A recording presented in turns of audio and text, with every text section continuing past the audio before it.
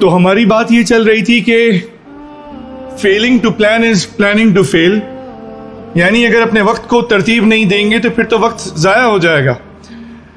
اسی لیے ان راتوں میں ہمیں اٹھ کے تھوڑا ہمت کرنی چاہیے اور تھوڑا ہمت سے کام لینا چاہیے اور مسنون اعمال کی طرف آنا چاہیے. مسنون اعمال میں سے ایک انتہائی حسین، انتہائی فائدہ مند عمل وہ یہ ہے کہ جناب رسول اللہ صلی اللہ علیہ وآلہ وسلم نے جو توفیتاً اپنے چچا حضرت عباس رضی اللہ عنہ کو سکھایا تھا، یعنی صلاۃ التسبیح کی ہم کوشش کریں، اہتمام کریں. بہت آسان طریقہ ہے، فائدے اس کے بے شمار ہیں. اس سے بڑے کیا فائدے کہ سارے پہلے اور بعد کے گناہ معاف، قدیم اور جدید گناہ معاف، جان بوجھ کر بھولے سے کیے ہوئے گناہ معاف، چھوٹے اور بڑے، پوشیدہ اور ظاہر، deliberately, by mistake, intentionally, in intentionally, کوئی جو ہم سے سنس گناہ ہوئے ہیں اللہ پاک کی امید ہے، اللہ پاک سے امید ہے اللہ پاک معاف فرما دیں گے. 4 رکعت نماز پڑھنی ہوتی، طریقہ آسان ہے. ہم لوگ اکثر چونکہ رمضان پڑھ رہے ہوتے ہیں بھول جاتے ہیں. ایک شارٹ ریویژن کر لیتے ہیں دوستوں ہم مل کے.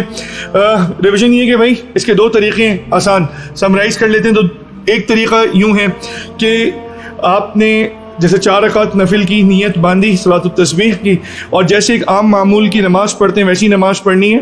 کوئی صورتیں خاص فکس نہیں ہیں. سورہ فاتحہ کے بعد جیسے صورتیں آپ یا قرآن کی تلاوت کے لیے کچھ آیات آپ سلیکٹ کر کے آگے لگاتے ہیں، آگے ملاتے ہیں، جوڑتے ہیں، اسی طرح آپ نے 4 رکعتیں ادا کرنی ہے. اچھا، اب پہلی رکعت میں ایک طریقہ یہ ہے، بس ڈفرنس ایک ہی جگہ پہ آئے گا کہ ہر رکعت میں 75 ٹائمز یہ ٹوٹل ہوگا اور 300 ٹائمز 75 into 4 75 into 4 یہ بنے گا 300 ٹائمز. تو 300 ٹائمز یہ جو تسبیح بنے گی، یہ تسبیح اسی وجہ سے اس کو صلاۃ التسبیح کہا جاتا ہے، تسبیح والی نماز. تسبیح کیا ہے؟ سبحان اللہ والحمد للہ ولا الہ الا اللہ واللہ اکبر. صحیح، یہ تسبیح ہے، سبحان اللہ والحمد للہ ولا الہ الا اللہ واللہ اکبر. اب طریقہ کیا ہے؟ میتھڈ نمبر 1 یہ ہے کہ ہم سب سے پہلے جیسے ہم نماز شروع کرتے ہیں، تکبیر اللہ اکبر ثنا پڑھی، پھر اس کے بعد کرتے کرتے ہم نے سورت ملا لی، اور سورت ملانے کے بعد رکوع سے پہلے 15 دفعہ ہم یہ تسبیح کر لیں، پھر رکوع میں 10 دفعہ کر لیں، پھر رکوع سے کھڑے ہو کے رکوع میں جیسے تسبیحات کے بعد کریں گے، سبحان ربی العظیم کے بعد ہم یہ 10 دفعہ پڑھیں گے. تو یہ 25 ٹائمز ہو گیا. پھر ہم کھڑے ہوئے، یعنی کہ سمیع اللہ لمن حمیدہ، یہ یہاں پر آئے، یہاں پر ہم نے 10 دفعہ کر لیا. پھر ہم پہلے سجدے میں گئے، 10 دفعہ کر لیا، دونوں سجدوں کے بیچ میں 10 دفعہ کر لیا، دوسرے سجدے میں کر لیا. تو 30 ٹائمز یہ سجدوں میں یہاں تک ہو گیا.